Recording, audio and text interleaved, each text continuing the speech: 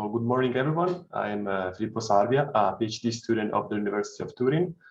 And with the Giovanni's group of the Department of Agricultural, Forest and Food Sciences, we perform this work about the detection of meadow mowing with remote sensing in a common agricultural policy framework.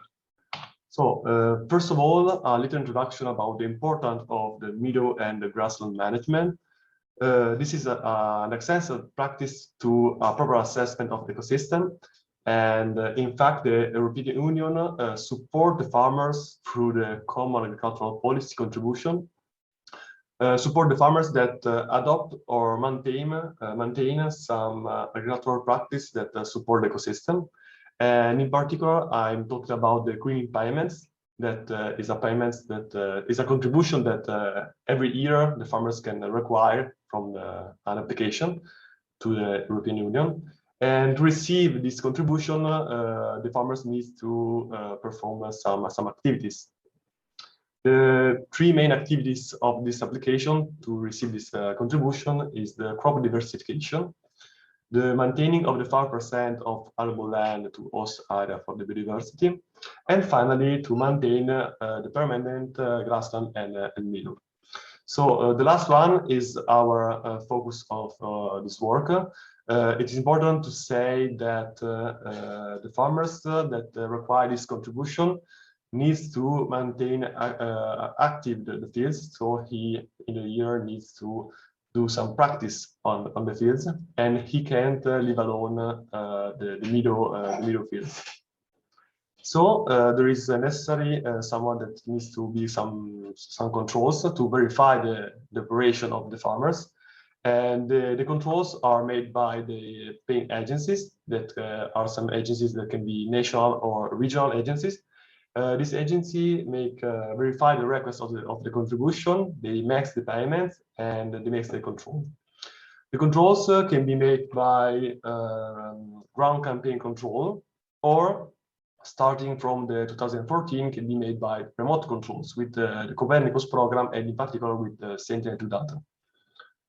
So, as I said before, the aim of this work was to support the paying agency in the CAP controls procedure to detect and map the number of the mowing, and to detect the managed fields from the unmanaged one.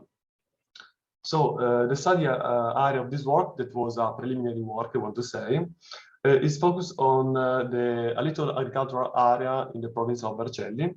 And in this area, we analyzed the temporal development of the meadow, and the meadow where the position of the meadow fields were known a priori.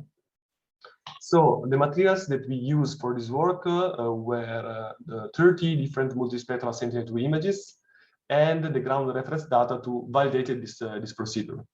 So first of all, we produced a NADVI time series starting from the 24th of April and ending in September. This period, we focus our attention in this period because it's the mowing period of the study. So after the time series generation, we masked out the clouds with the chain class layer. Then we make a filtering of the outliers with the statistical layer. And finally, we regularize the temporal profile in order to have a single value of NDVI every 5 days. So after the generation of the NDVI profile, we detect and count the number of the mowing. It's important to say that after a mowing, the NDVI profile show an important variation in the NDVI profile. Sorry for the repetition. So we choose this topic, and we analyze the standard deviation of the profile for the period that we considered.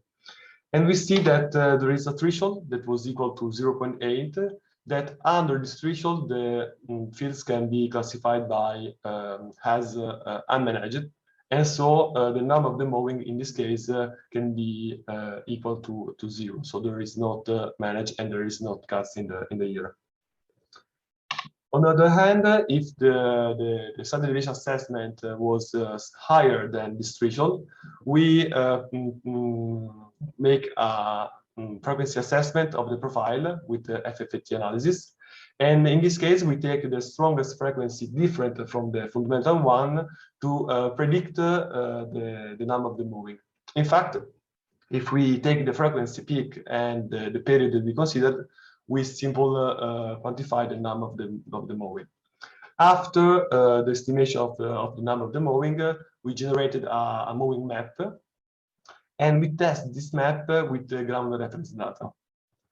So on the left, we can see an example of NDVI temporal profile from meadow fields, and we can see the variation, the significance variation in the profile, and we can see the 4 different green circles that represent the 4 different cuts of the meadow. On the right, we can see the analysis of the frequency, and in this case, we can see the frequency peak that it was equal to 0.125. And if we take this frequency and we multiply with the period that was equal to 30, we obtain about 4 different cuts. So confirm the profile. After we generated after the estimation of the number of the mowing, we generated the map, and we validated this map with the reference data, and we obtain a confusion matrix. So how about this confusion matrix? We can say that our results are really good for some classes, like the 0, 1. So we have a good separation from the managed fields from the unmanaged one. But for other classes, we don't have really good results, for example, for the second one. But I want to say that in this case, we have a really low number of fields. So this is a critical point of view of this work. Nevertheless, the overall accuracy of the map is about 60%. That is not a really good result, but we can say that the standard deviation assessment will recognize the managed fields from the unmanaged one, and the mowing count works well when the number of the cuts are quite high. So in conclusions, we can say that the Sentinel-2 data can be used to detect the managed fields from the unmanaged one. And we can say that the procedure that quantify the number of the mowing is quite simple, and make possible to control, map, and count the number of the mowing in a fast and cost-effective way. Just one thing more, further improvement should be made on a larger area, and for sure on a high number of fields, in order to properly test this procedure. So that concludes, and I hope to explain well the presentation, and thank you for your attention.